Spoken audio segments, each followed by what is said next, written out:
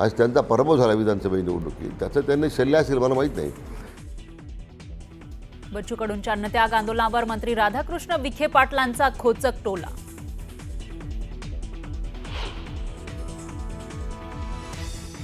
वर्ध्यात बच्चू कडूंच्या आंदोलनाच्या समर्थनार्थ बजाज चौक परिसरात रास्ता रोको, उड्डाणपुलावर टायर जाळत आंदोलन, कार्यकर्त्यांकडून जोरदार घोषणाबाजी.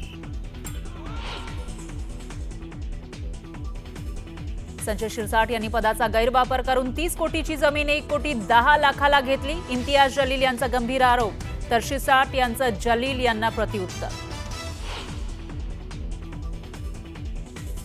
शिवसेना भवनाबाहेरच्या बॅनरवर आदित्य ठाकरे आणि राज ठाकरे एकत्र, आता फक्त आणि फक्त एकच ठाकरे ब्रँड चालणार असं म्हणत दोघांनाही वाढदिवसाच्या शुभेच्छा, तर ठाण्यातही ठाकरेंच्या पक्षाकडून बॅनरबाजी.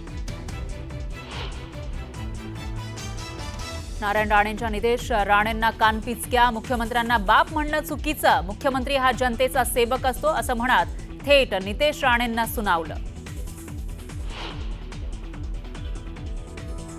मराठा समाजाला हायकोर्टाचा मोठा दिलासा, आरक्षणाला स्थगिती न दिल्यानं गेल्या वर्षीप्रमाणे शैक्षणिक प्रवेश सुरू राहणार, पुढील सुनावणी 18 आणि 19 जुलैला. निवृत्त शासकीय निमशासकीय कर्मचाऱ्यांसाठी आनंदाची बातमी, निवृत्त कर्मचाऱ्यांची कंत्राटी पद्धतीनं भरती, 65 वर्षांपर्यंत करता येणार काम. ख्रिश्चन धर्म स्वीकारण्यासाठी छळ होत असल्यानं गर्भवती विवाहितेची सांगलीत आत्महत्या, ऋतुजा राजकेनं घेतला गळफास, मुलीच्या वडिलांच्या तक्रारीनंतर सासरच्या तिघांना अटक.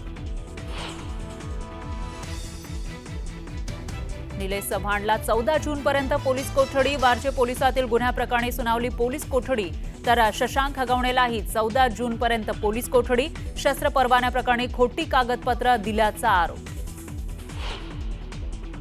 आणि छत्रपती संभाजीनगरमध्ये सिद्धार्थ उद्यानाची भिंत कोसळून 2 महिलांचा जागीच मृत्यू, तर 5 जण जखमी, वादळामुळे भिंत कोसळल्याची चर्चा, शहरात झाड कोसळून 1 महिला जखमी झाल्याचीही माहिती.